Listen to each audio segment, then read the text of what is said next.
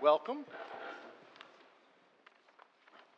May I have a motion for the executive minutes of January 12, 2015? So moved. Second. Already discussed. Roll call vote, please. Mr. Catalanello?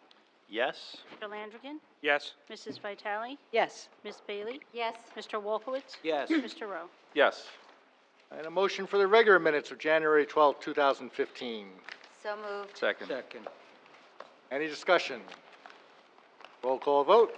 Mr. Catalanello? Yes. Mr. Landrigan? Yes. Mrs. Vitale? Yes. Ms. Bailey? Yes. Mr. Wolkowitz? Yes. Mr. Rowe? Yes. Welcome all, and thank you for coming here on a Wednesday night after our storm on Monday. Before I talk a little bit about that, I've got even some great news to share. Congratulations to grandfather Ben Wolkowitz, his son Jacob, and wife Cody. And that was as of this morning, a baby boy. Thank you very much. You're welcome.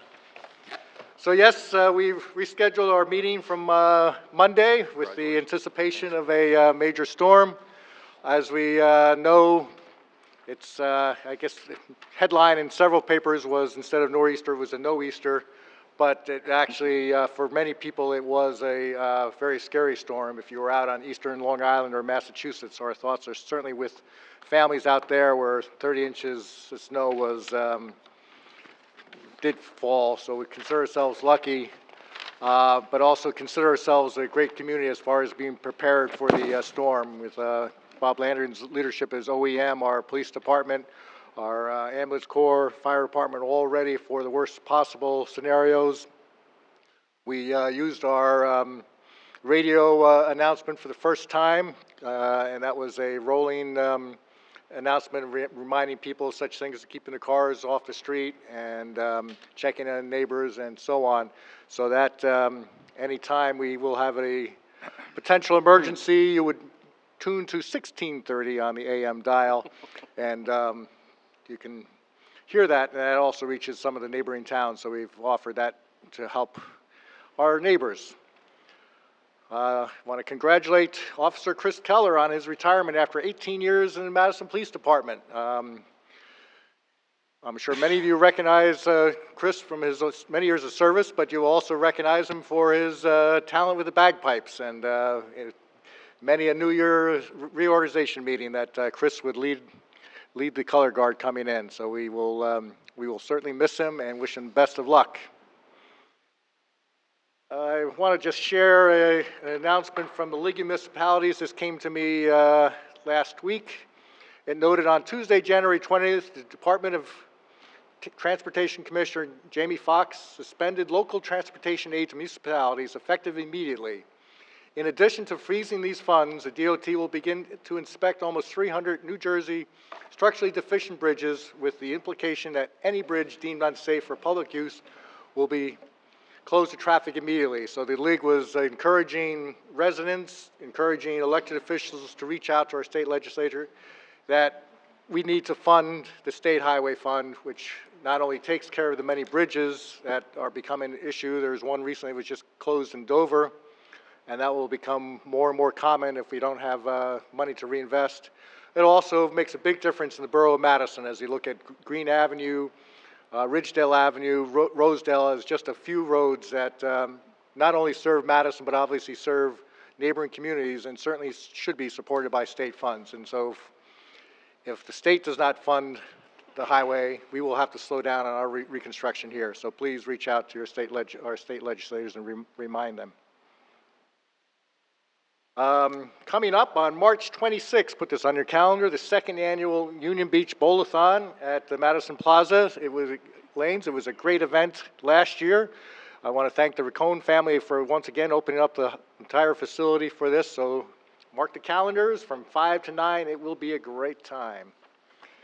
And from the library, For many years, the library has displayed a large number of federal and state tax forms for use by area residents, but as I mentioned last month, they were no longer doing that due to budget cuts, and so you have to print your own. So the reference librarians will help you with that if you if you don't have a home printer and can't print them out. Also at the library, February is Seeing Red Month at the library. Chase Room will feature art created by local residents of all ages, including red as a dominant color. Special programming is scheduled throughout the month, including a Red Hat Tea on Tuesday, February 10th, the film Hunt for Red October on February 11th, and a presentation on international adoption entitled The Journey of the Heart on February 20th. And children's programming is underway with a special Winterfest scheduled for all ages on February 7th from 1 to 3. Activities will include ice painting and live ice sculpture demonstration. And I want to thank Carmela Vitale for representing the borough at the funeral for Bill Primus. I mentioned this at our last council meeting, our former council member, and certainly a treasure for Madison, a treasure for the county. She delivered a proclamation. Let me just read this quickly. I was out of town, so I certainly appreciate Carmela you covering.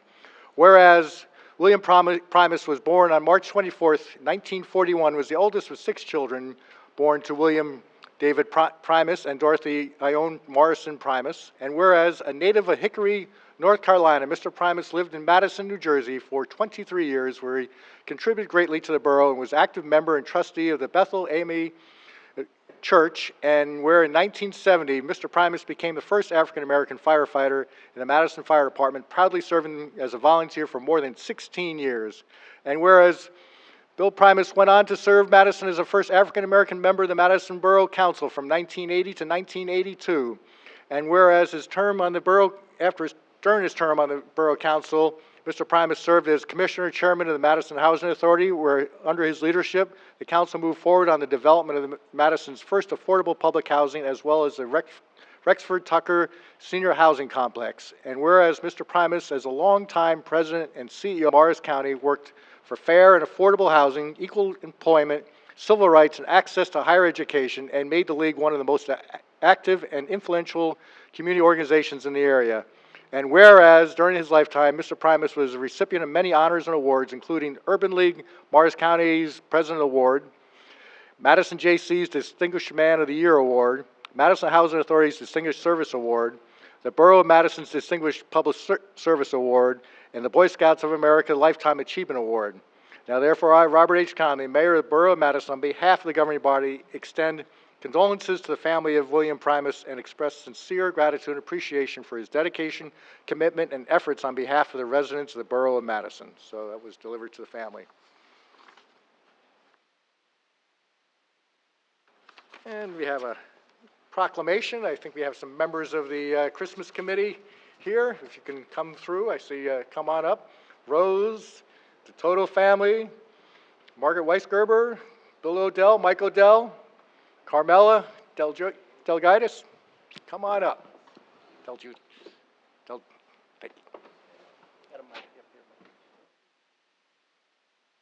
Middle. Right in the middle. We could see you. Hi, Rose. No.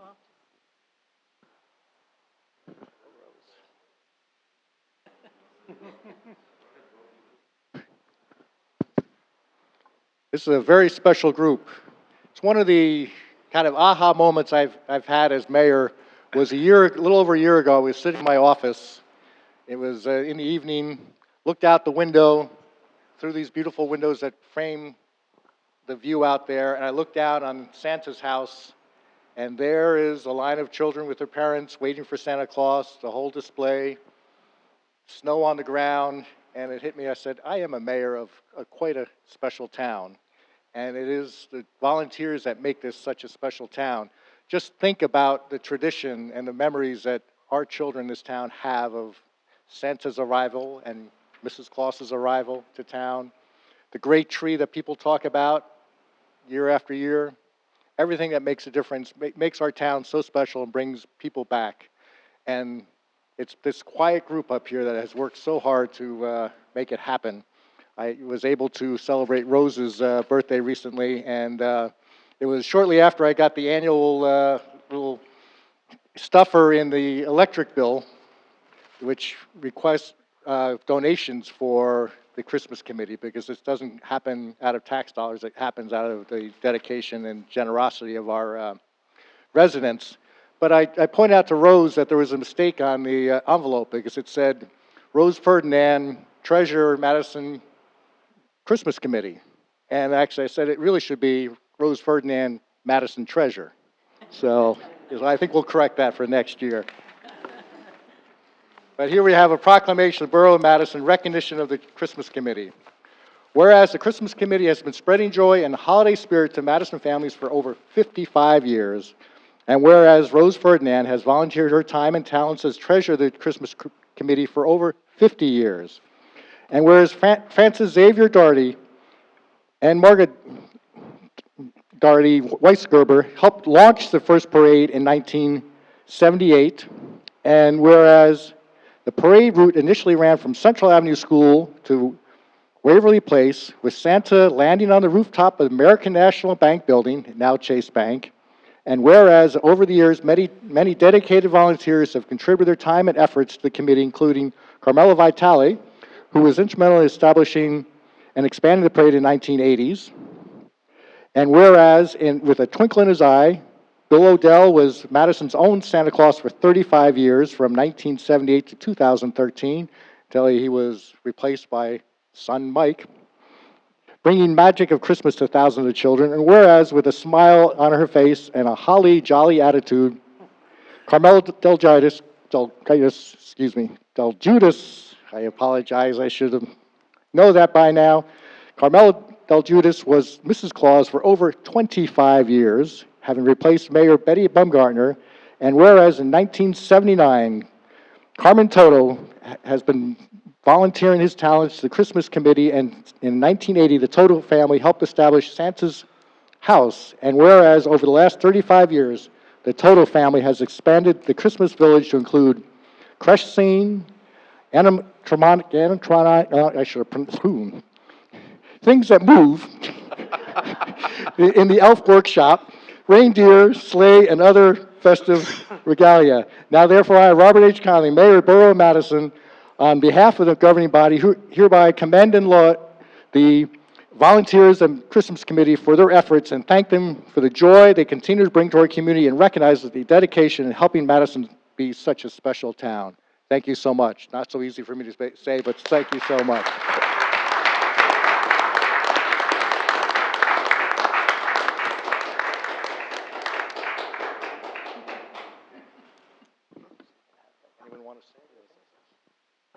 I just want to say it's been a pleasure for us to be here.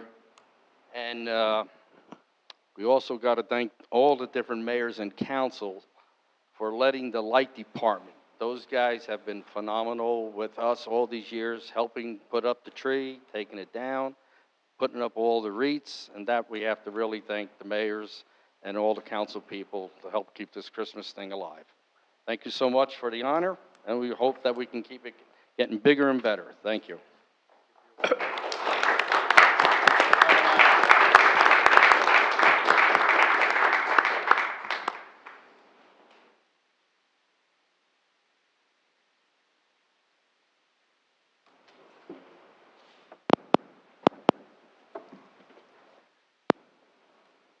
Okay, reports from committees. Finance Borough Clerk, Mr. Landrigan. Thank you, Mayor. Okay, I have a number of items. As you all know, we're in the budget season right now, so we are going to have a series of budget introductions, and I'm just going to go over the schedule. Tonight, you're going to hear from the Strategic Planning Committee, and we're going to talk about the initial 2015 capital budget, which includes general budget, water, and electric. On Monday, February 9th, we're going to have the departmental reviews, followed by open space and initial discussion of the overall municipal budget. On Wednesday, February 18th, now that's going to be a special meeting, we're going to talk about utilities, the 5-year capital plan, and finalize the 2015 budget. On Monday, February 23rd, we're going to have the final budget review, and then on Monday, March 9th, we're going to have the introduction of the official state budget document. Okay, a few other items. As you know, we have a shared service agreement with the Borough of Chatham in regards to their construction fees, fire subcode fees. We are increasing the fee to match the state. This will increase our revenue. And we actually do retain 92.5% of the Chatham Borough revenue in this regard. You probably also saw on the news a while back a fire in Edgewater at the Avon apartment complex. Well, KRE, who's developing the Green Village Road school site, is scheduled to appear before the planning board on March 17th. They've confirmed that their principals and architects have confirmed that unlike that fire at Edgewood, in Edgewater, their buildings will be fully fire suppressed and sprinkled, including the truss and attic areas, which apparently the other property did not do. So we're in better shape there. Thank you, Mayor. Thank you. Public Safety, Mr. Catanello. Excuse me, Mayor, one more item. Oh, sorry. If I don't do it, Liz is going to hit me. Yep. Clerk's office announcement. In anticipation of the June 2nd primary election, the filing deadline for nomination petitions for the municipal office is March 30th, 2015. And there will be the mayor and 2 council member positions open and up for re-election. Forms are available in the clerk's office. Thank you. There we go. Public Safety, Mr. Catanello. Thank you, Mayor. Congratulations to volunteer firefighters Colin Dunn and Mike Grew, who recently completed the 105-hour Firefighter 2 training course at the Morris County Fire Training Academy and for successfully passing the Firefighter 2 state certification exam. The fire department asks that with winter season now upon us, after a snowstorm, residents that they're asked to clear snow 3 feet around any hydrant that is on or near their property, and to have a 3-foot wide path cleared straight to the nearest street. Thank you very much, Mr. Mayor. Thank you. Public Works and Engineering, Mr. Rowe. Kind of all over here. Thought it was last. Yeah, we're shaking things up right now. In January, I was able to meet with the various committees I liaise with, including the Parks Advisory Committee, the Historic Preservation Committee, the Environmental Commission. I was also able to sit down with the chair of the Shade Tree Management Board to introduce myself and get a better understanding of each group's mission and current plans for 2015. And from the Department of Public Works, the team did a great job clearing the snow and spreading the salts on the streets during the almost blizzard that hit New Jersey this week. And as a final reminder, the next yard waste day is Saturday, February 7th from 9 a.m. to 3 p.m. Thank you. Thank you. Utilities, Ms. Vitale. Thank you, Mayor. From the Water Department, they've been very active, per usual, with markouts for the utilities for homeowners. They have meter replacements and installation and outside registers, which are ongoing. They had to shut off a service for a customer for frozen pipes this week. And then the water sample analysis, which is a volatile organic contaminants, total coliform, ongoing on a monthly analysis, and that takes up a lot of their time. They repaired a 6-inch main break at 15 Lawrence Road that was due to the inclement weather. The radio telemetry from Madison Avenue tank malfunctioned, and on inspection, it's 10 years old. And now it needs a new radio, antenna, and cable, so that'll be next on their itinerary. And they resurfaced with more water the skating rink. And of course, they helped and they assisted the road department with snow plowing. They kept their wells and their treatment plants clear of ice and snow this past week. From the electric department, there has been an ongoing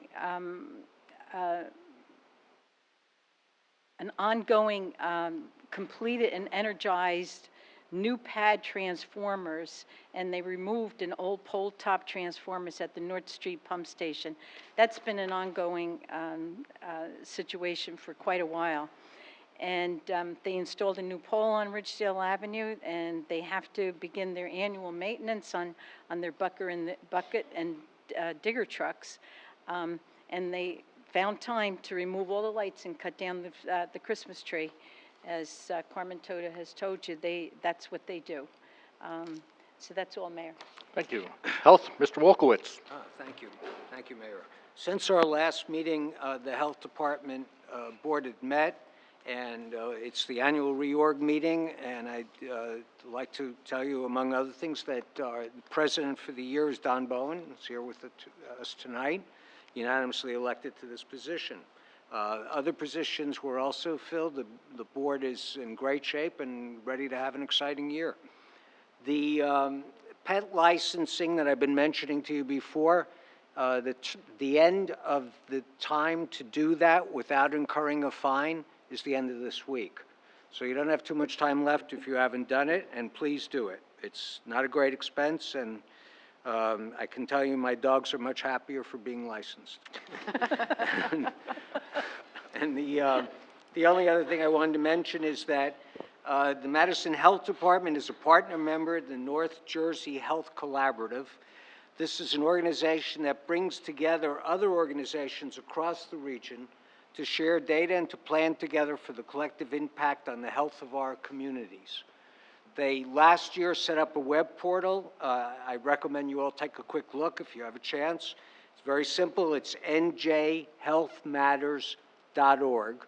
And you'll see on it, among other things, there'll be opportunities to participate in various activities that will benefit the collective health of our communities and ours as well. So I encourage you to take a look, and if you're so predisposed, to please volunteer. Thank you. Thank you. And Community Affairs, Ms. Bailey. Yes, thank you, Mayor. From the Senior Center, Tuesday's Mahjong group has been growing. Yoga begins February 3rd. 3 senior men are now playing pool once or twice a week in the great room. And the adult school of the Chathams, Madison, and Florham Park classes will begin in a few weeks. And then the DDC, Rotary, and Chamber want to remind people that they are again sponsoring the Taste of Madison, which will take place on March 30th. And then one more thing I'd like to just say is I want to thank the strategic planning chairs, the committee members, the staff. These reports are amazing, and I think they are going to be so helpful and full of really positive possibilities for the town of Madison. I just want to thank them right now because I just think they're great. Funny what I like to read. But anyway, thank you, Mayor. Incredible work. Thank you. And next meeting, we'll get back to our traditional order of reports. Oh, okay, this was There's a little ping pong going back and forth. Any communications and petitions? Yes, Mayor. Council received one email dated January the 28th from Mr. John Hoover of Central Avenue regarding residential parking permits. Thank you. All right, we're at first of 2 invitations for discussion. This one is limited to items on the agenda discussion list and resolutions. And the agenda discussions tonight include Hillcrest Avenue and Green Village Road landscape donation, strategic planning presentation on capital budgeting, 2015 capital budget discussion, resolution to oppose the Morris County Board of Freeholders' possible ban on funds for historic churches, and 2015 electric utility debate. And also all the resolutions may comment. So if you wish to comment on any of those discussion items or one of the resolutions, please step up to the lectern, state your name, your address, state the agenda item you are discussing, and then keep your comments to 3 minutes or less. Anyone wishing to be heard? Seeing none, I close this part of the meeting, and we move on to first agenda discussion, Hillcrest Avenue and Green Village Road Green Village Road landscaping donation. This is a triangle right at the end of Hillcrest. We have John Pignataro in the audience. Harry, if you want to step up to in case there's any questions, right up to the lectern here. He suggested, he's a new neighbor on, right over to the lectern right over there. He's a new neighbor on Lathrop. He grew up on Fairwood next to my house and suggested he would like to adopt that triangle. He owns Cardinal Landscaping. You have copies of the suggested items that he would like to do to the site, and the donation includes not only the initial landscaping, but the maintenance landscaping, correct? Any question, Austri? Yes, just one question. beautiful plantings, and it looks great. Will there be a sign? You know, maybe not the sign that we put up on, but it would be nice to put some kind of recognition that, you know, we could agree on. Right. But maybe not the, you know, I didn't have in mind the sign that I put up in town. Yeah, we have a small, J&M puts a small one on the island on Lincoln, and which I think if you could go look at that and see that size, Yeah, that would yeah. probably be a good idea. Yeah, that's fair. Great, thank you. Carmella? I just want to say thank you. I think that this is what makes Madison Madison. You know, is people like you coming forward and doing Thank this. you. The plantings are beautiful. Thank you, You know, thank I you. looked It- through them, it'll and be it's nice. going to look really great. So thank you Thank you. for Yeah. thinking of doing that. Sure. Appreciate it. It should be really nice. Any other questions or thoughts? Okay, so this is Resolution 58 that's on the consent agenda. Thank you. Thank you. And thank you for, as Carmella said, thinking of Madison. And now our final presentation on, in the strategic planning process. Ben? Thank you, Mayor. I don't think it was premature of Ostry to say nice things about the strategic planning process, although we haven't heard the last one. Yeah, But it's so we won't be good. disappointed, I'm sure. And the last one is about capital budgeting. As you may recall, what preceded it was the municipal budget and the utilities, and then prior to that, we had operations. I think it's important to note that the presentations on utilities, on the municipal budget, and now on capital really all intersect in some very important ways. And in about a week or so, the chairs of those committees and I will be meeting, and we're going to work on a way to make that all tie in much clearer, more obvious, and perhaps bring some action to this council to reflect that. But for tonight, I'm very pleased to introduce Bruce Galton, who, as the expression goes, probably doesn't need an introduction. He's a former councilman and has done a terrific job chairing this committee. Bruce, turn it over to you. I'll move the lectern if that's okay. Yes. Before I start, I just want to say it's a lot easier on this side of your table than it is on that side of your table. I'm moving. There we go.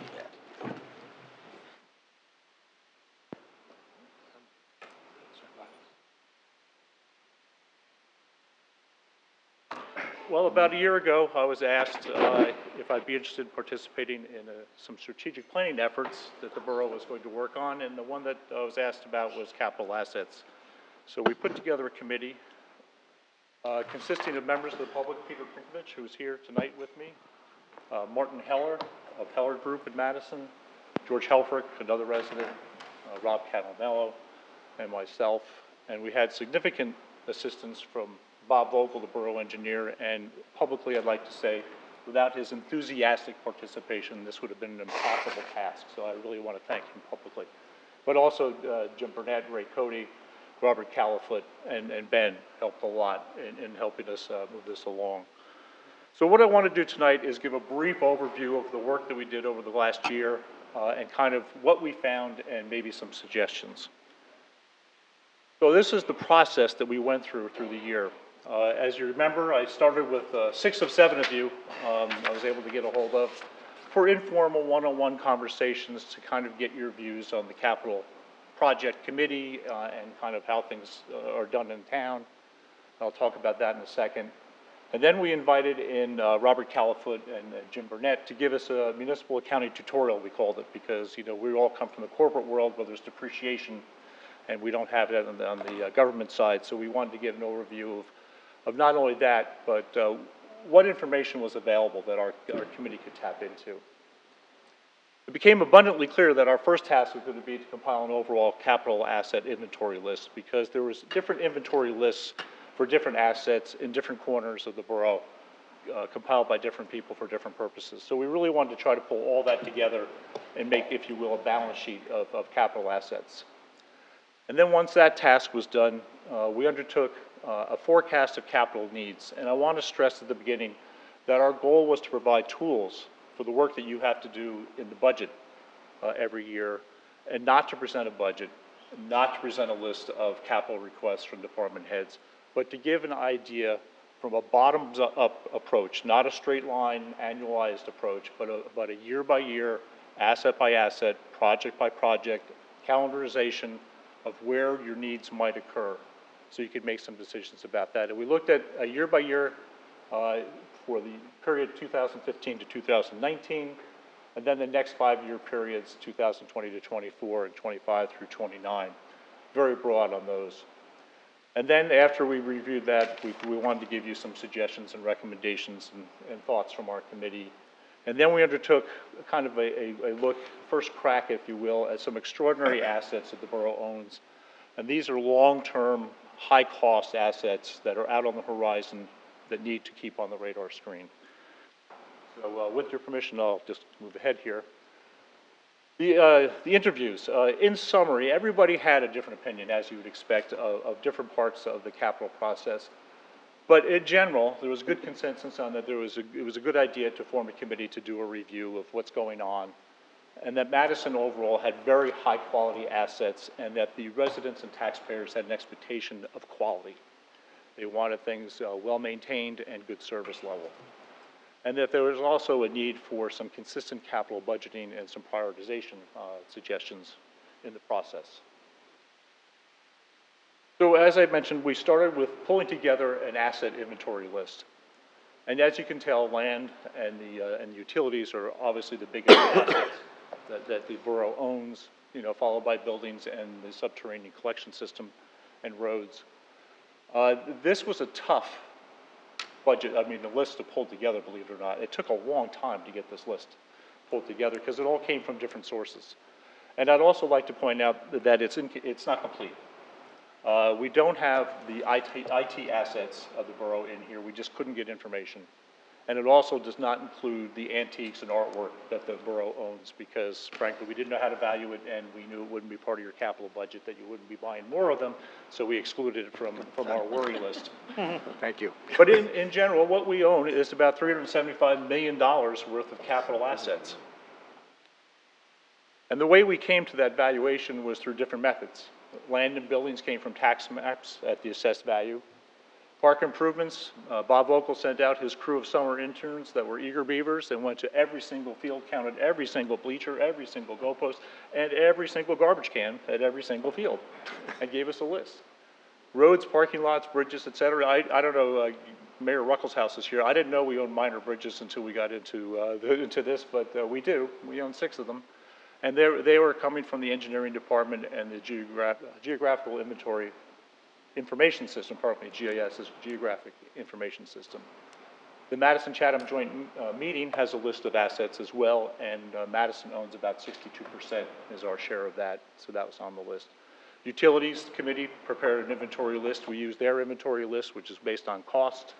And then equipment and vehicles, we use the insurance list that the borough maintains for these, and those are the historic purchase costs of those. Once we had this balance sheet, if you will, pulled together, we knew that you'd be interested in finding out what is the projected need going to be going forward. And before I get into the details of this, we gave you significant detail, I think, in the report and the notebooks, and we wanted to do that so it could be a reference document to help you start to think about some of the things that may need to be replaced, when they might occur, and you could use that as a tool. That our projections aren't a budget, as I mentioned before, and that they're on the gross level. So it's before any possible offsets that you might get from federal, state, county, or private donations. So it's really the top line number that we're going to talk about. So our assumptions going into this, that would be there'd be no more federal or state statutory changes that would impact us. An example that impacted everybody was the American with Disabilities Act, that had everybody change their buildings, sidewalks, and things like that. We're saying the statutory requirements would stay the same as they are in 2014. That there'd be no new technologies. So the assets were replaced with similar assets. If you have a truck that runs on diesel fuel in the future, we'll replace it with a truck that runs on diesel fuel, not solar power or anything else. That we wouldn't buy or sell land. That the utilities would continue to budget their own capital needs separately. that the Joint Commission would be Madison's portion of the debt amortization, so the debt that's been taken on to fund their assets, our portion of the amortization of that debt is what goes into the capital budget. That the asset useful lives would be based on the Government Accounting Standards Board number 34, guided by condition assessment and field experience. And the replacement, we talked to department heads to get a feel for when things generally come up for replacement. Again, it wasn't a list of what they wanted when, it was more of when things should be replaced. Also, a projected schedule of work, like in the case of like the road, where we have a 20-year road program, or at the end of an asset's useful life. We used historic cost, or the 2014 valuation, and then we used a price escalator of 3.2% based on an engineering index. And I always like to show this when I go to talk about forecasts as a gentle reminder that forecasts are forecasts.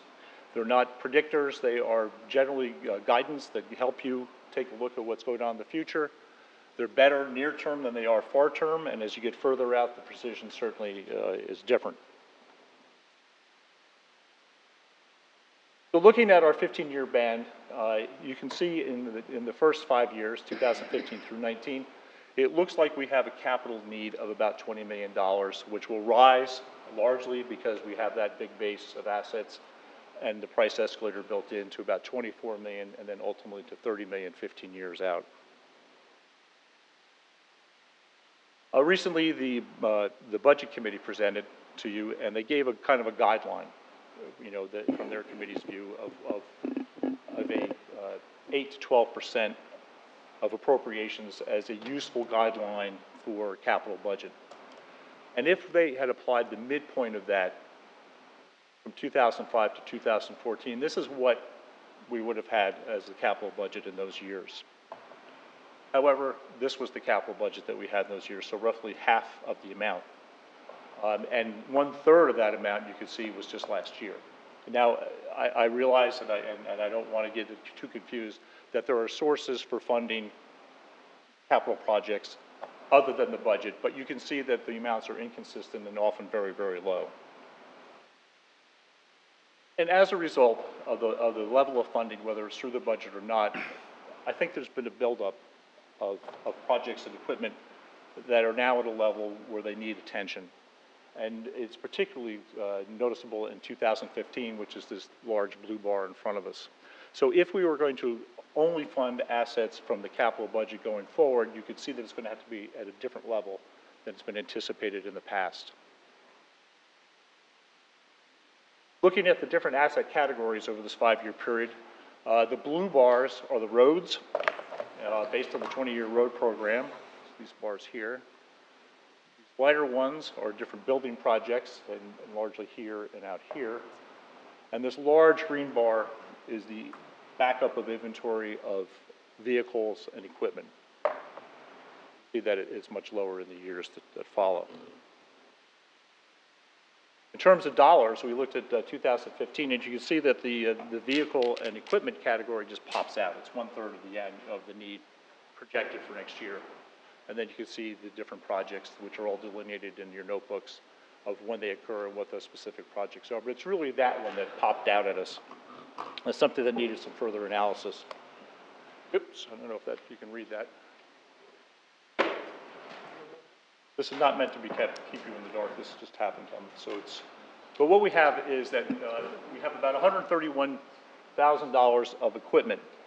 And the oldest piece is a 50-year-old generator that's on the list. And the newest piece is this 2005 trailer. We also have a very large inventory of cars and small trucks that date between 10 and 20 years in age. We have some heavy vehicles that, again, are in the 15 to 20-year category at this point and are coming up for a good look. And then we have some fire equipment and a line truck, which are more expensive pieces of equipment, again, old equipment at this point. And that's what makes up that category. So they've reached what we would term the end of their useful life, or even have gone past it, which is a testament to the maintenance that the department heads give these equipment. In terms of dollar, and I apologize that this is a rather busy table, but I wanted to give you an overview in terms of the dollars of what's there. Each one of these is in your book with the detail behind it of what makes up these projects or the roads, or whatever it's going to be, or the assets in each class, of why they fall into that category and what year we expect it to be spent. So we've just talked about this, but this parks improvement occurs at Bailey Ellard and Bellow Park. The roads is from the 20-year road plan. Parking lots is Waverly Green. Again, the amortization of our debt over the next 5 years. Buildings, this particular year and out here is the Museum of Early Trades and Crafts and some work at the library. Stormwater is a projection of need to increase that work as well as the sanitary sewer work on a more regular basis to upgrade it. And then the minor bridges are at Central Avenue and Bellow, as far as I remember. So again, all this detail is there, and for the public, I believe all these schedules will eventually be posted on the website, so you'll be able to see where all this comes from. Then we said, well, what do we do about all these numbers? You know, what can we propose to the council? And we said, well, if you're looking at, and we wanted to focus on the first 5 years, 2015 to 19. You can project on a rolling basis 5 years of what the capital needs are going to be, and then just deal with whatever the requests are as they're presented on a year-to-year basis. Or you could look at the 5-year rolling forecast and then try to institute an ongoing steady investment program, very similar to the 20-year investment program that you've built up in roads, to try to even out spending over time and try to keep the assets in good shape all the time so you don't get a big backup of things. And obviously, number 2 is what we favor. And it also dovetails, fortunately, didn't speak to the budget committee about this, but it dovetails into their concept of using a method for steady investment in the capital budget. So our specific recommendations for the first 5 years is to do an inventory scrub of the vehicles. Let's make sure that all those old vehicles are still in service and they're not just stuck on the list that we have for insurance purposes. So let's do an itemized scrub and make sure they're there. And then determine if there's possible rescheduling for some of these projects. So when you have your discussions with the department heads through the budget process, see if there's some rescheduling that can be done. Consider moving the $400,000 of park improvements 1 year over from 2015 to 2016. Spread out that big vehicle inventory list over the next 5 years, but still leave a significant amount in the next 2. And then test the criticality of the minor bridge work at Bellow Park. Is it possible to move it out further, or is it something that needs to be done now? So assuming that all that can be done, this is the same table as before, but with the influence of a line of rescheduling. If you could do all those things and move $1.6 million and spread it out, what you achieve is a much more flat $4 million a year rather than the bumpy $6 million, $2 million, $3 million kind of approach that the assets would normally fall into based on their useful lives. So some recommendations that we'd like to give you as for your consideration, just suggestions, is to try to set some investment priorities by asset class. And those would be starting with the most important basic needs, obviously the utilities, although it's not part of our budget discussion. People rely on clean water and a safe electric supply and sanitary sewer system. Next category would be roads, stormwater, runoff for flooding and erosion purposes, public safety equipment and major equipment. And then next would be buildings and another equipment in parks. Now, obviously, there's some fluidity in these that if there's a public safety issue, an item has to move up the list. But just in general, you know, there's always unlimited requests and always limited budgets. So you may want to, just as a discussion starter, think about categories and priority, and we'd be happy to work with you on that.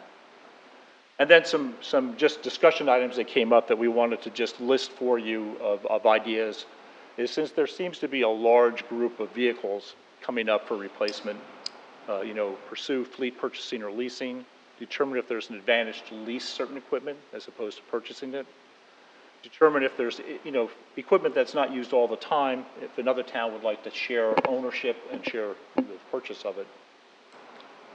See if we can, you know, revitalize the east wing of the Hartley Dodge Memorial and possibly seek a third party to lease it out. And if possible, you always keep a reserve for unexpected emergencies. So that was just kind of a list of things that we talked about. So that was kind of a brief overview of the first 5 years of the capital plan. And then we wanted to look at these long-term extraordinary assets. And these are assets that are out there 15, 20, 30 years or more in the horizon, but they're large ticket items. And we just don't want them to get lost from the radar or from the discussion. So these are very, very big things. And we kind of put together a schedule based on our very long-range forecasts. So the timing and the dollars are for directional purposes only. And what we recommend is that each year, as part of the budget process, that this list be reviewed. Take a look at the condition of the assets that are on the list, test the forecast for the time frame for replacement, and update the cost estimate of what it's going to cost. So we put together a list that we selected, and it's detailed in your notebooks of these, and these are the summary by categories of these big ticket items, and you can see all the different levels of the different categories. But in this first band, there's about $16 million of assets. And further out, there's a group of about $6 million of assets based on our forecasts. So these are a midpoint range of life about 12 and a half years from now and 22 and a half years from now that they'll need payment. And if we were a corporation instead of a government, what you would do is you'd have depreciation, and this is roughly what you'd be depreciating those assets now, and what this group of assets would be depreciated now. And we're not suggesting, I want to make sure everybody understands, we're not suggesting that a sinking fund be set or reserve set for these now, but just as a concept, it's something that we think is very important for council to undertake each and every year that they look at the budgets. Because some of those assets are so big that they're bigger than all the capital budgets of those years combined. Just one asset. So we think it's an important topic to undertake each year. And I think every committee that's come up here has said, this was a really great experience, and it was the first year of a big project, and you really should consider doing this some more. And we feel the same way. So some potential next steps for our committee would be to really take some time, now that we've amassed all these data sets and all this detail, is to really dig into each asset category and try to assign a criticality rating to each asset in each project, so you can put them in basically a triage and when you're looking at funding. Additionally, we'd like to be able to develop a 20-year rolling program of investment in each asset category, similar to what's being done for the roads. See if there's any underutilized assets and explore how we could use those better or reduce costs. Do the long-term asset list, come up with an agreed list. I mean, the one that we proposed is one that we just selected, but come up with an agreed list and try to help develop a strategy of how those are going to be handled when the day comes. And then last is to look at how other towns look at strategic planning for capital assets and see if there's anything in there that we could benefit from. Peter, I don't know if you have anything you'd like to add, or Bob, before I close. If not, I appreciate it. Thank you.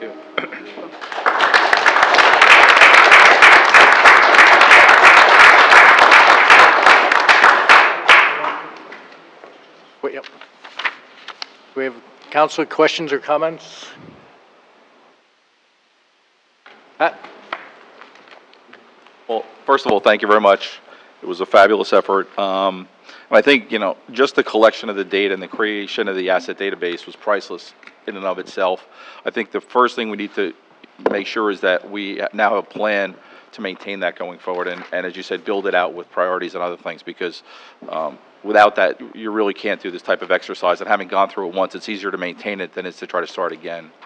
The second comment I had, and I'll send this all to you in writing when I get a chance to formalize it, but I think we may need to reconsider useful life. I know what the accounting board standards say, but I think we need to also look at our own historical experience in terms of how long something lasts, because you can obviously see from the vehicles and equipment total for this year that if we simply go by that, we have to swap out a high percentage of our equipment, and obviously I don't expect all of it to drop dead this year. So I think we need to take a closer look at that.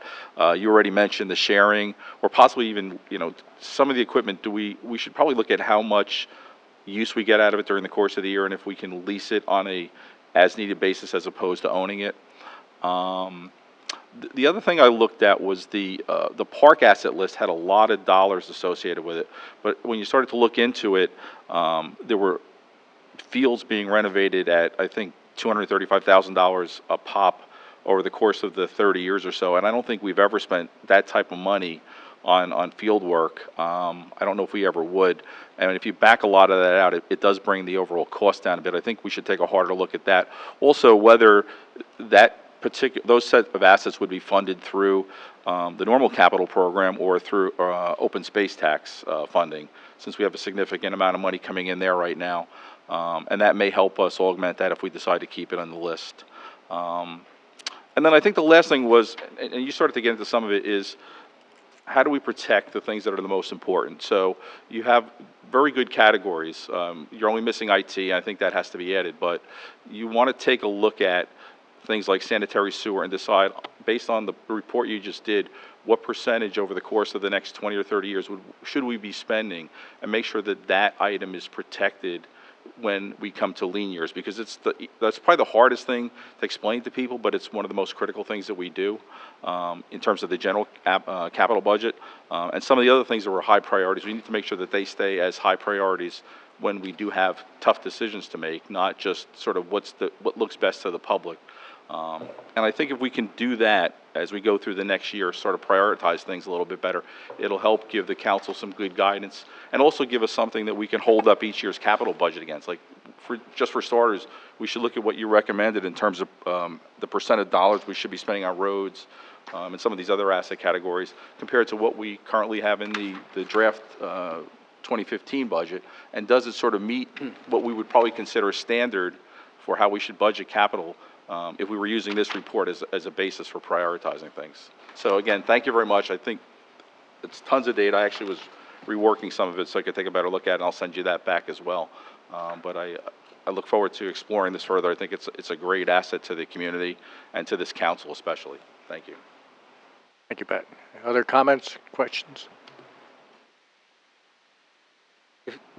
I just want to say, Bruce and you guys, that this was phenomenal, and I want you to know I read it.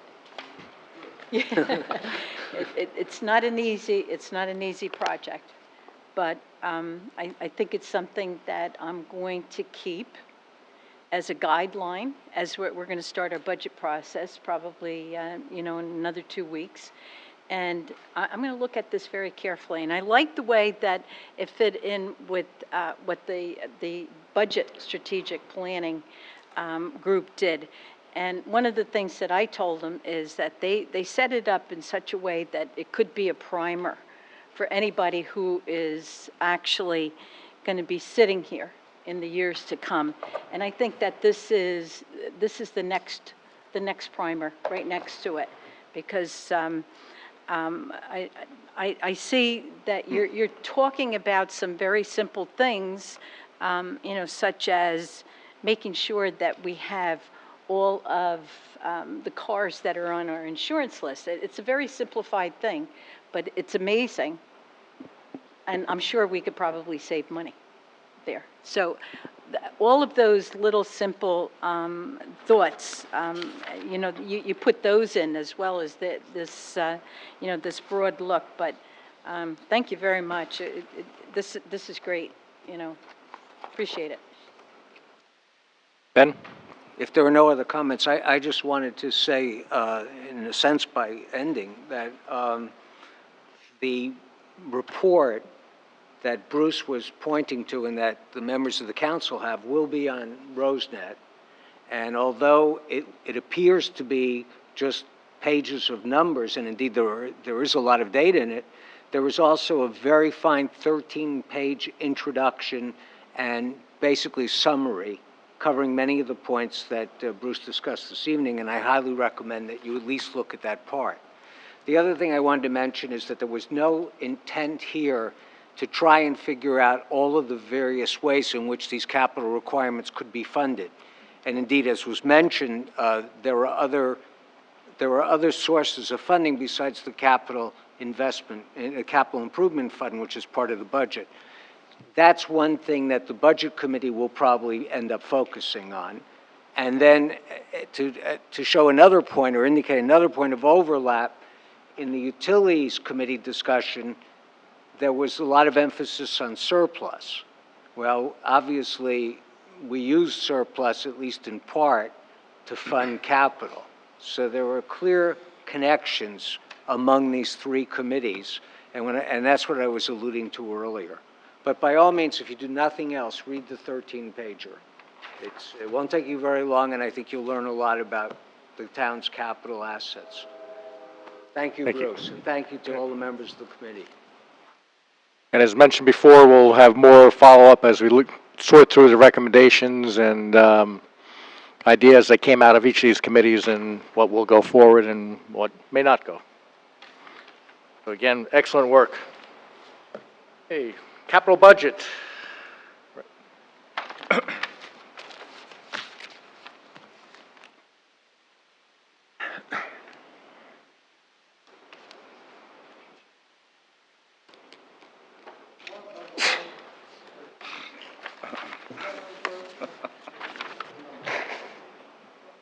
Come on down.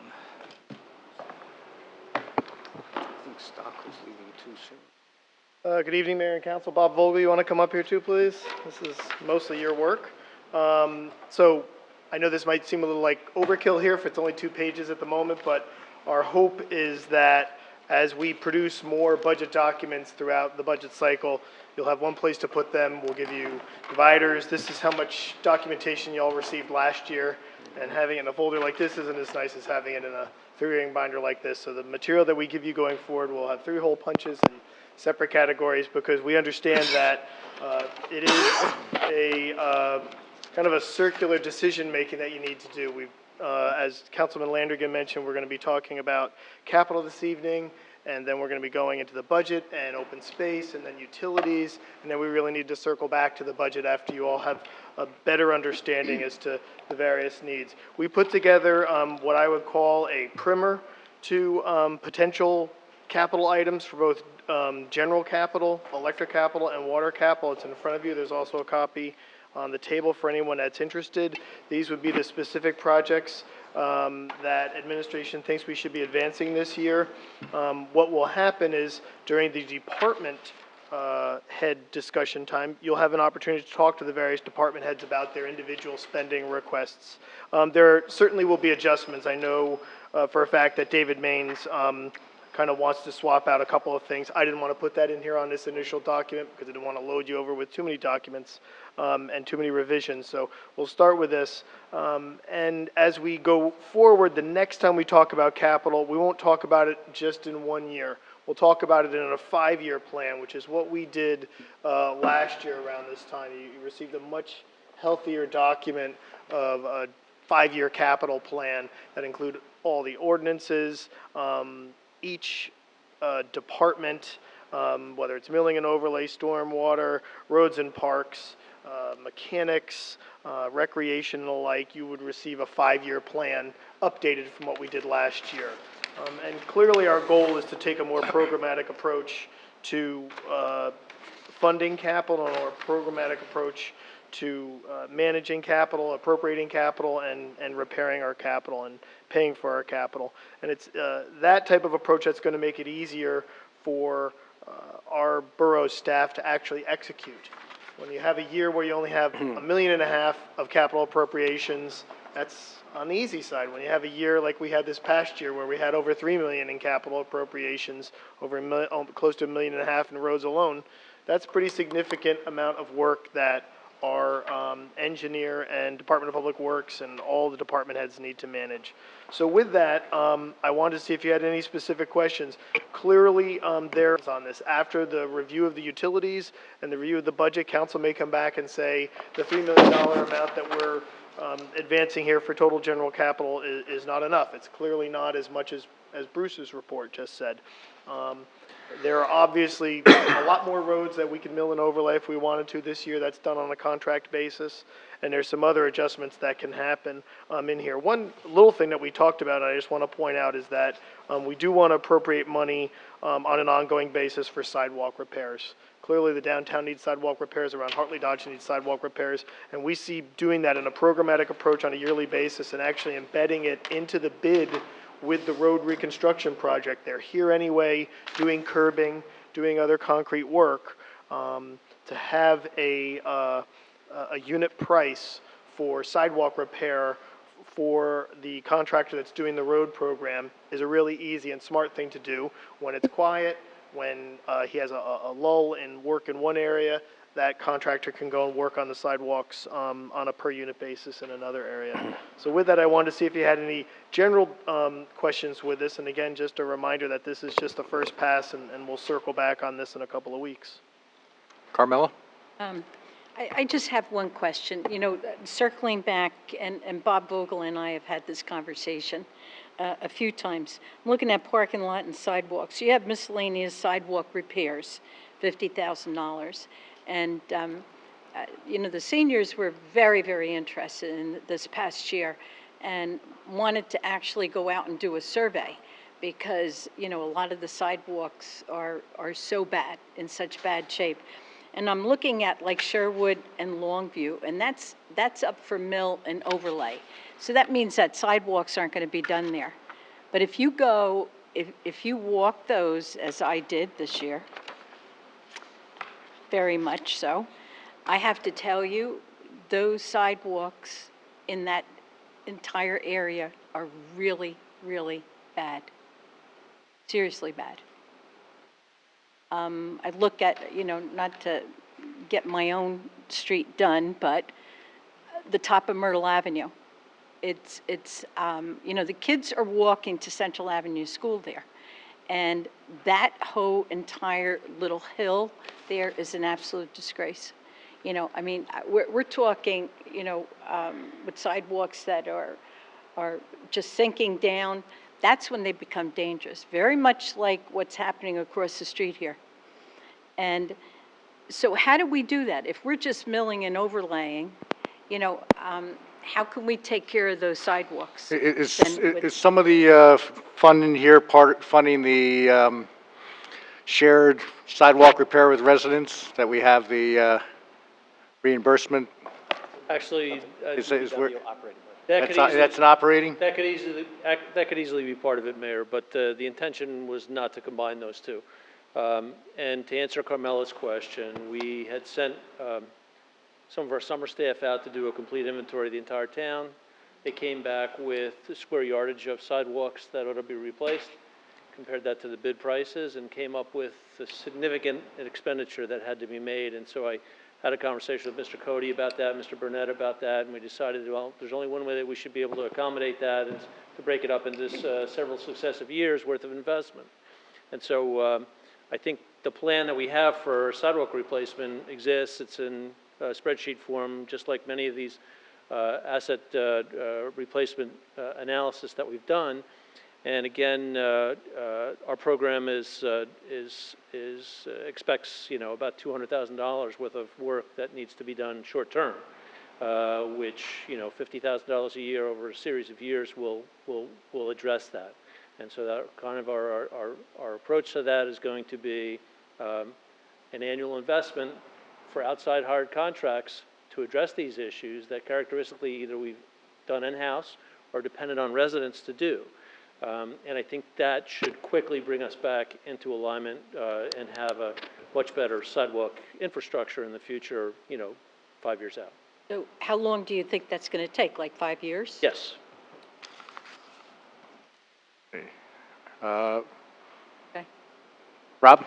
If we don't follow through on the plan, we're going to keep falling behind. And from my own perspective, I deal more with contracts than I do with DPW. And so I would say that if you have a plan and you have a contractor that you can bid and get the work done that way, you're guaranteed of a certain amount of quantity of work that's going to get done.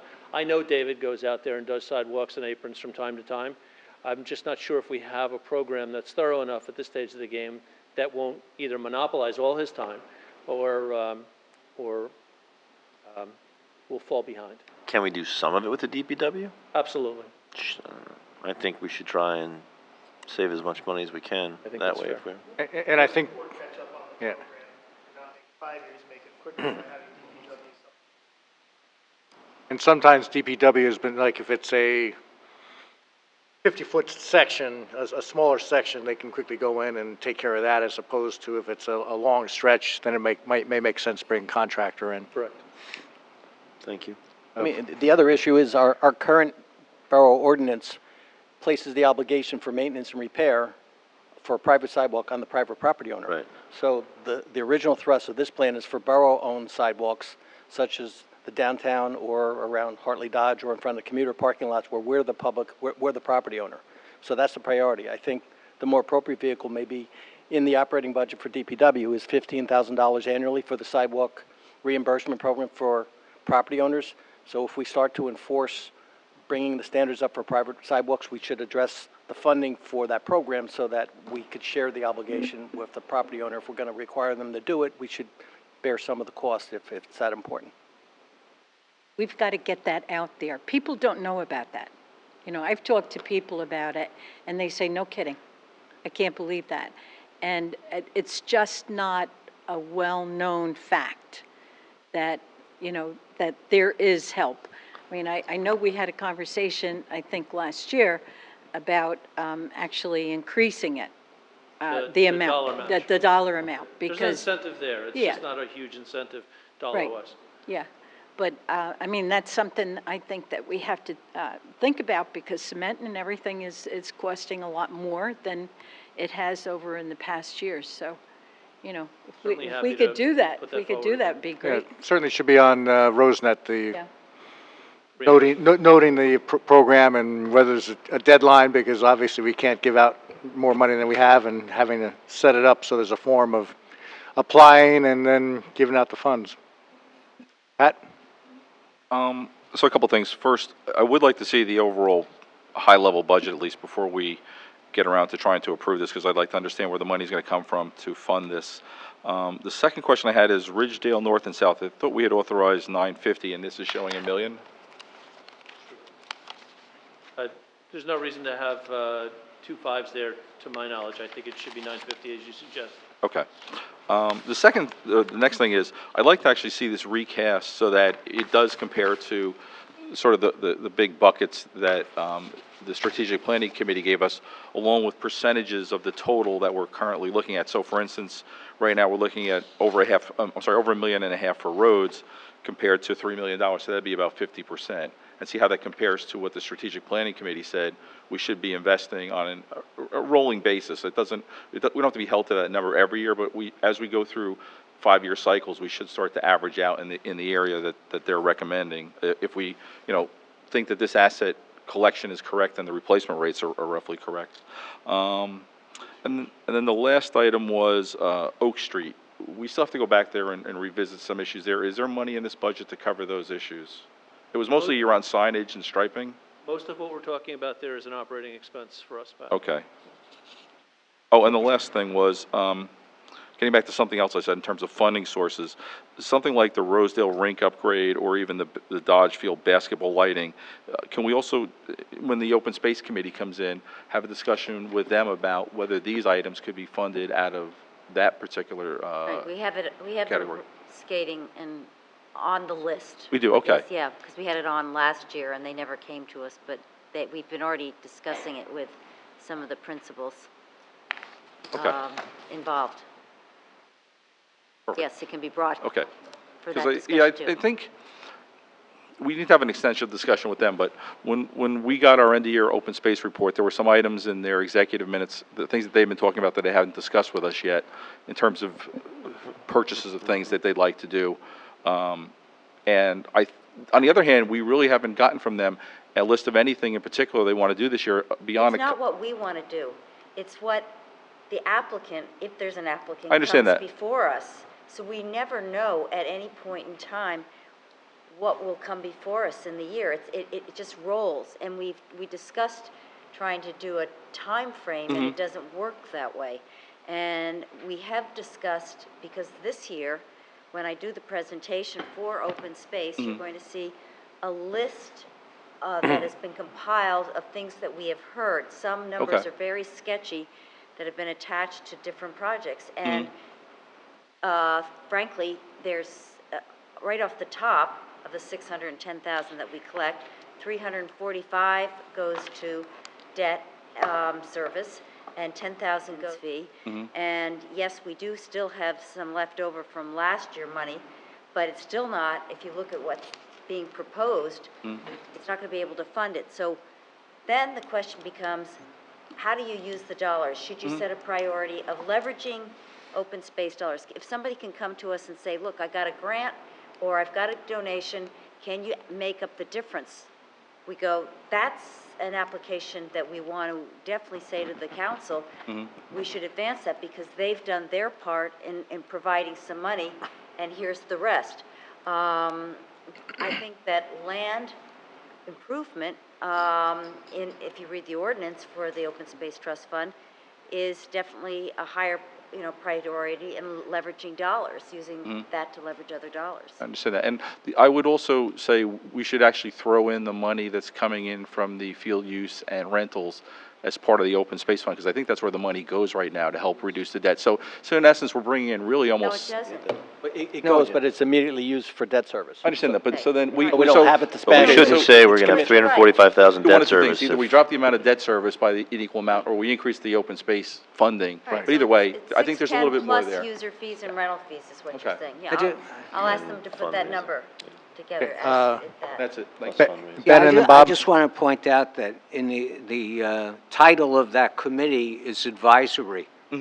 They advise this council, they don't make decisions. So I don't care what they talk about, I only care what they bring to us and see how well thought out it is. I think, though, that when you look at it, because I've gone to some of these other groups, I was in the Parks Advisory Group, and they said to me, they were told there is no money for something in the open space, and I didn't say anything, but nobody's really, I think we need to get everybody to really give us their proposals, or give the Open Space Committee their proposals, if that's the place we want to have them sort of vetted, ranked, or whatever. But I think there's a lot of groups where people, either the recreation groups, where they have ideas, some of them are even making it into this list, but we haven't seen them come through open space yet. So I think if they kind of reached out to people, you'd find out there's actually a lot of Well, I ideas, actually and we have did to do turn that. them into I that. did that with the rec committee already. Yeah. And we would, as Ben said, we are an advisory group, and anything that comes before us would be coming before the council. Okay. And then we would be stating simply why we think one application ranks higher than another. And then it's up to the council. It's not up to the Open Space Committee at all. No, but they sort of have become the gatekeeper, and I think we need them to kind of, Yeah, more well- like the extractor. Well, I did talk to Austria, as far as the quarterly report is not only talk about things that might be advanced, but things that were discussed and didn't think were a priority. So because if the council thinks it's a priority, it's a priority. Right. So, Bob and then Rob? Yeah, just in regard, with just focusing on open space, I think we need to keep in mind that, just like all these strategic planning committees are all intertwined, there are other committees out there that we need to, I guess, demand the same level of transparency as the open space. MAF, I would expect this year to see a lot more detail about their fundraising activities. That's key, because that's a big draw on open space. So, a one line, this is what we got, yeah, they're doing their job, but my expectation would be that there's going to be a lot more detail coming from the MAF this next go-around, because that's a big use of the open space money.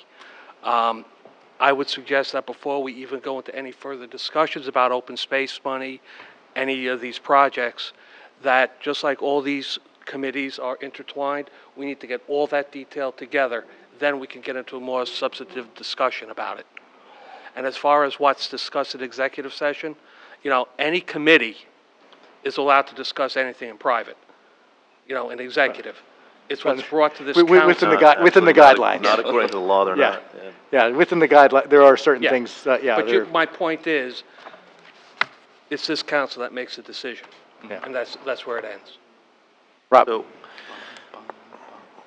I think, I agree 100% that it's good that we're getting ahead of this. I too would like to see a little bit more detail, because if I'm correct, if I recall correctly, in October or November, whenever the last time we had an open space presentation, Mr. Rowe asked if there were any plans at all that we should be looking forward to in 2015? And the answer was no. Nothing major. And please rewatch the meeting. So I'm happy to hear that, in fact, the money, there was about $250 at the end of the year. MAF gave another $50,000, made it 300. You'll get 610. That makes it 910. Plus, if the MAF comes through with their 150 again, we'll have $1,060,000, give or take, plus whatever we get for field rentals and user fees. So we'll have an excess of what, $1.1 million in that fund this year. So I'm very interested to see what projects are going to come up. Yeah, yeah. No, So no, that's let's exactly right. And now, I'm not finished, excuse me. Yeah, I asked finish for time. I'm asked for yeah. time. Thank you. No, you go ahead and Point of finish, and I order. want to bring Thank you it back very much. to I where asked for topic. time. And furthermore, when we talk about the MAF and using up all the money, actually they're not. Okay, it's the purchase of the land that was done that's using up most of the money, and to date, the MAF have met their financing commitments. Could I ask Their a question? fundraising I'm trying to bring it back around to. How is this fine, but no, appropriate, but how is if this we're gonna appropriate to a conversation Well, about actually, capital? Ben, Point of that's order, what Mayor, I'm I have the floor. It is inappropriate for other council members to interrupt. I was just. May I please finish? Yes, you may finish. And then I will bring it back to Thank you very the agenda much. topic. So I just think, it's a legitimate question to ask, okay? I'm glad everyone's so amused about proper parliamentary procedure, so I'll end it there. All right, so bringing it back, we are talking, and this is a proposal, early proposal of the capital funding, and the idea here is to get an idea of what the staff, because it's put together by staff, thinks is appropriate to go forward. We haven't even talked about the funding sources, and that's more to come, so we will go forward with that. A quick question related to funding sources is Danforth. Is that mill and overlay of all of Danforth? And is there, with the lower part where it's part Florham, that's because that's a split in the lower part with Florham Park, correct? Close Park Avenue, yes, that includes that. Yeah, we need you to get back to the microphone, sorry.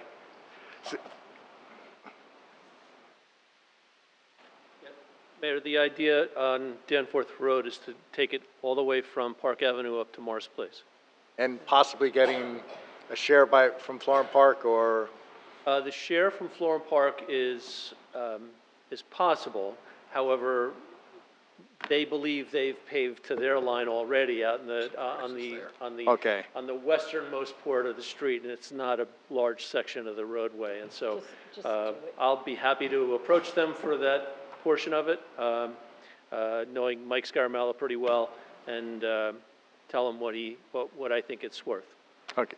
And we'll try to get a share. If we can get a share, that's that would be, great. and we realize that most of the roads, since the southern part of it is all Madison, so it may not be a whole lot, but every little bit helps, and especially if we're helping out the neighboring town. The nice thing is that tandems with Morris Place as well, and so Yeah.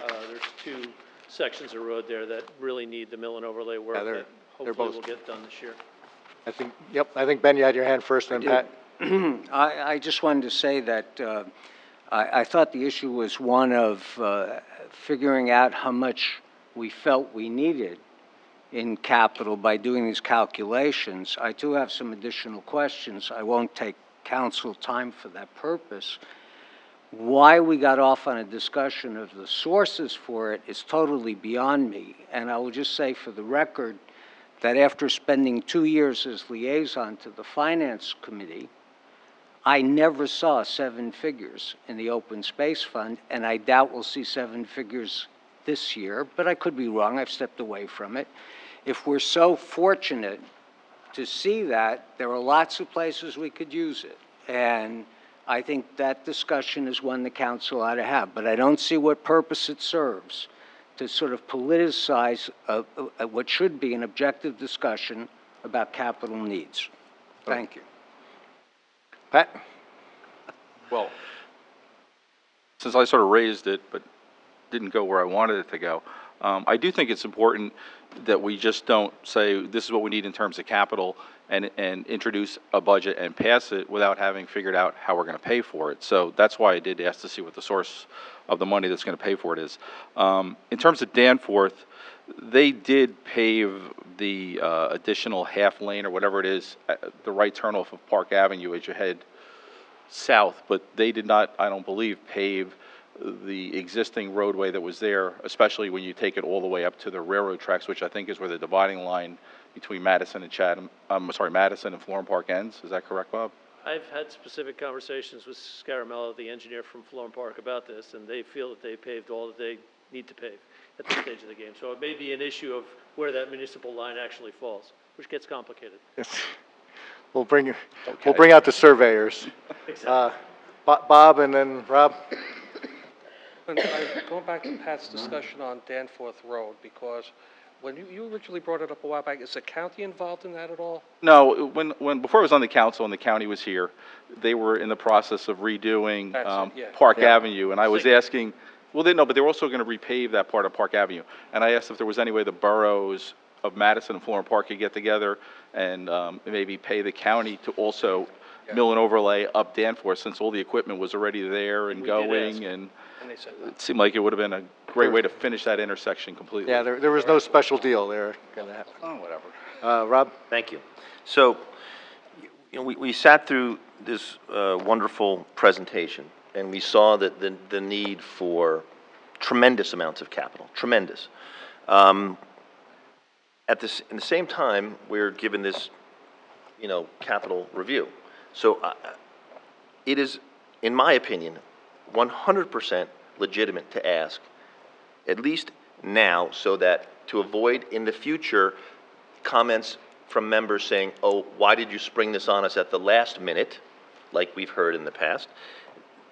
What would potential sources of funding be for everything on this list? Because we're probably not spending enough if we were to follow the recommendation of, even with the smoothing of the committee, And so, for me, that's why I find it very appropriate to ask about the sources of funding.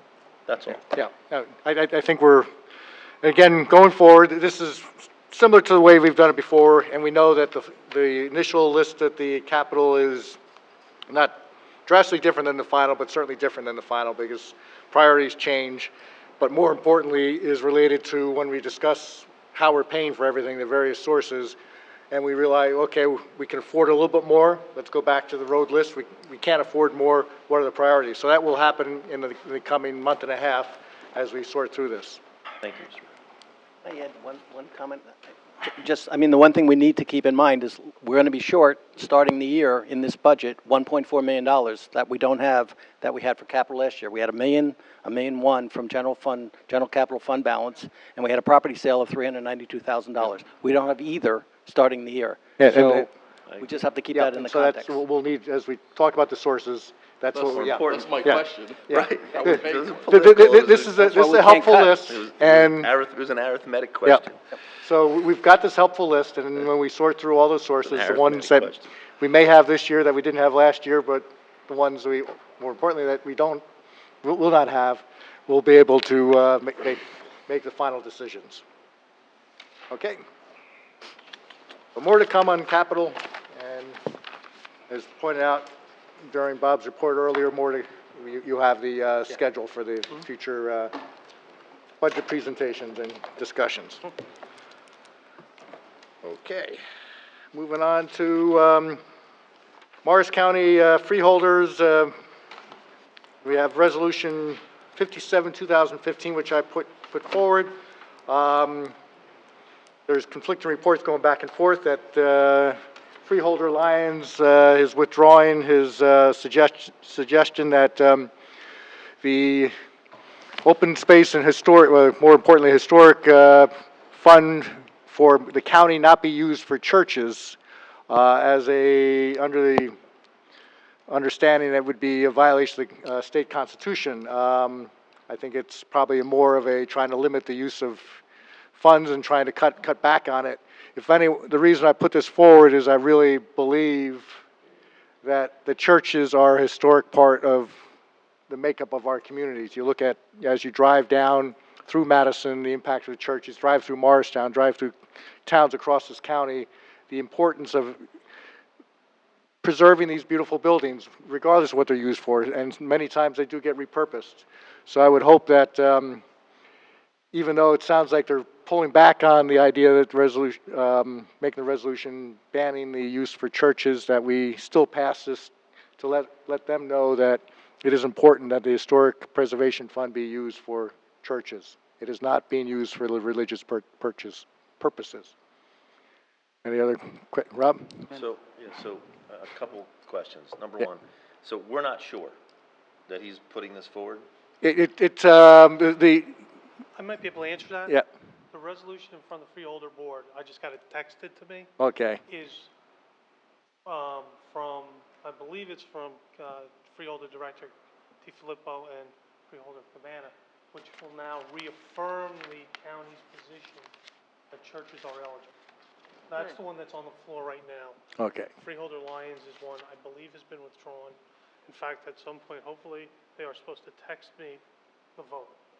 So I guess my question is, if this ordinance isn't in fact being entered, should we even discuss it? I just feel it's a nice thing to remind the freeholders of the importance of the fund and the difference it has made in our county in preserving history, regardless of what the history is. Texas, in case he does pull it. Yeah.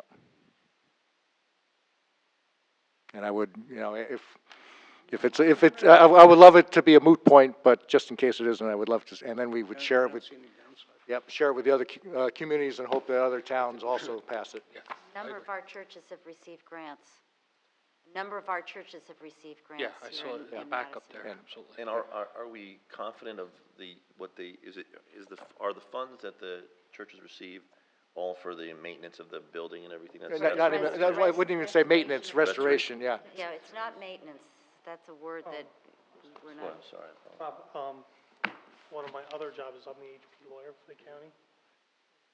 The grant agreement, as part of it, they have to submit a proposal of what they're using the money for. There's a historical outside consultant that reviews it to make sure that what's being done is consistent historically, and the money can only be used for rehabilitation or fixing of, the physical structure. But not for like building plans or things like that? No. There is, there, at the very beginning, the first grant normally is for them to develop a historic preservation plan. Gotcha. On what they have to do to go forward. That way, they know you do the roof first, then you do the windows, so it's laid out pretty organized way. Kind of similar to what we did with the Hartley Dodge. It was very tight as to how we could use the county money. The criteria is neutral. Great. It doesn't have to be a church, it could be anything, as long as it meets the criteria. Okay, thank you. Thank you. That is Resolution 57 on the consent. 2015 electric utility rebate. Ben? Thank you. As I believe everyone recalls, it was approximately a year ago where we decided and unanimously approved a rebate program for those of our residents who are financially challenged. We had reason to believe from census data that there were over 1,000 such users of electricity in our town, or subscribers, however you want to put it, who would qualify based on what we chose to and felt was a reasonable income threshold. We knew this was an experiment. We knew we had much to learn about how to run a program like this, and indeed it was a very productive year. What we discovered, among other things, is that having a single target for income or benchmark for income would be insufficient, because obviously the size of the family would impact greatly the financial position of a unit that has a fixed amount of money. So what we did was we scaled the amount that someone could make and still qualify based on family size. The result of this exercise was that we had 354 applications approved. We had approximately 46 applications declined. The ones that were declined were largely declined for reasons of misunderstanding the criteria for being eligible for this program. That wasn't entirely it, but that was most of it. In looking at the program administration costs, we could find really no indication of anyone having to work overtime for the administrating of this program. As I indicated at the outset, having tried the form myself and gone through the process with a couple of people, it took me under 5 minutes to get someone registered. And that seems to have been the case. So we don't really have any personnel costs that we factored in here to any extensive degree. We did have some printing costs. They amounted together with the minor personnel costs of approximately $1,500. So the program for 2014 cost us $36,900. What I would like to have us do is approve this as a standing rebate. It's subject to the council's approval on annual appropriations. So if indeed we had a year in which we felt there was insufficient funds to have this program run for a given year, we just would not fund it. And it would be unfortunate, but it would obviously be an unfortunate situation if we didn't have the money. On the other hand, if for some reason we had an influx of eligible people and the 40,000 proved to be inadequate, we could revisit that number. So at this point, it would appear that 40,000 would be adequate. I don't think we'd have to go through the same amount of publicizing that we did in 2014. I expect that $1,500 number would be lower. And I'd also like to point out, I think this is worth noting, that we went to the extra trouble of finding out what the annual electric bill was for the people who received the $100 rebate. And what we concluded was that the rebate was equivalent to slightly over 10%. So it was a meaningful amount of money for these people. And although we went to great pains to make sure that their names were kept private, a number of those people had contacted me and were very grateful for this program. And I know they've contacted other members of our council to express similar sentiments. So I think this has been a very good thing for our town. It certainly has been a very good thing for a number of our residents. And I would encourage us all to vote to keep this as an ongoing program. I will hasten to add, because I know that the issue of electric utility rates is on a number of people's minds, this is quite independent. I don't believe that the amount of money we're talking about here would be in any sense meaningful if we were to spread it across the town regardless of income. And I don't see any particular tie-in between this and electric rates generally. So that's my own editorial comment. As I say, I think this is very much in the spirit of what we ought to be doing. Many of these people, just parenthetically, have lived in this town for a very long time and find themselves either by reason of being on fixed income or for unfortunate personal reasons in a bit of a financial bind. And this $100 has been quite meaningful for them. So I encourage us, as I said, to vote for this. Bob? Okay. Well, you know, when you said the cost of the program, I mean, the administrative cost was only $50. Correct. And the all right. Okay. The administrative cost was only $1,500. That included staff time, correct? Well, to the extent, what happened here was a lot of the staff was employed, and they did this as part of their normal daily activities. The additional amount of time they spent on it was not of such an extent that it required them to work overtime. Okay. So it's very hard to parcel this out. We would have paid them the same amount had this program not been in place, is the short of it.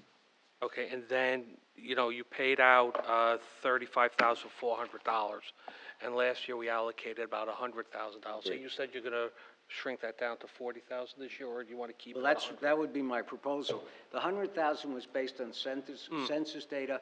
I still can't, you know, I have no explanation. I'm not a sociologist. I think a lot of people, for whatever reason, who would have been eligible, elected not to apply. I think that's unfortunate. There's nothing we can do about it. But the reality is if the census data would have had to be dramatically incorrect to have said there are only 354. Yeah, I just don't want to cut it short and then not have enough money in the pot, as this gets publicized a little bit more. So I would Yeah. either say make it 50 or even keep it at 100. Would be Yeah, where 100, I'm 100's probably overfunding again, but Maybe 40 50. is probably It's too just- tight, it's a but yeah, judgment call. 50 or 60 Yeah. might make sense when it comes to budget. Any other comments? Certainly or- wouldn't argue that. Yeah, Rob? All right, thank you. I prefer to err on the side of, Yeah, little cushion. I think it makes it easier to. All right, so this is ordinance 6, which is, will be listed for introduction. Thank Thank you. Ordinances for hearing. May I have the statement? Ordinances scheduled for hearing were introduced by title and passed on the first reading at a regular meeting of the council held on Monday, January the 12th, 2015. All were posted and filed according to law, and copies were made available to the general public requesting same. I call up the ordinances for second reading and ask the clerk to read said ordinances by title. Ordinance 1-2015, ordinance of the Borough of Madison amending and supplementing certain affordable housing provisions of Chapter 195 of the Madison Borough Code entitled Land Development Ordinance. Mayor, I move ordinance 1-2015. I'll second. I open the hearing. Is there anyone in the audience wishing to comment on ordinance 1? Seeing none, I close the hearing. Actually, we're out of order, I think. No. That's the way it's written on here. And now council discussion? Nope. Okay. Roll call vote. Mr. Catalonello? yes? Mr. Landrigan? Yes. Mrs. Vitale? Yes. Ms. Bailey? Yes. Mr. Wolkowitz? Yes. Mr. Rowe? Yes. I declare ordinance 1, 2015 adopted and finally passed, and ask clerk to publish notice thereof in the newspaper and file the ordinance in accordance with the law. So it's title, hearing, and then motion. Move. Yes. The Ordinance 2, 2015, ordinance of the Borough of Madison appropriating $950,000 from the General Capital Improvement Fund for road improvements on Ridgedale Avenue. I open the hearing for ordinance 2-2015. Is anyone wishing to comment on this ordinance? Seeing none, I close the hearing. Mr. Mayor, I move ordinance 2-2015. I second, Any council discussion? Roll call vote. Mr. Catalonello? yes? Mr. Landrigan? Yes. Mrs. Vitale? Yes. Ms. Bailey? Yes. Mr. Wolkowitz? Yes. Mr. Rowe? Yes. I declare ordinance 2-2015 adopted and finally passed, and ask the clerk to publish notice thereof in the newspaper and file the ordinance in accordance with the law. Excuse me, Ordinance 3, 2015, ordinance of the Borough of Madison appropriating $200,000 from the General Capital Improvement Fund to supplement Ordinance 23, 2014, which appropriated $450,000 for replacement of the HVAC system and miscellaneous repairs and improvements at the Madison Public Library. I open the hearing for ordinance 3-2015. Anyone wishing to comment on this ordinance, please step forward. Seeing none, I close the hearing. Mr. Mayor, I move ordinance 3-2015.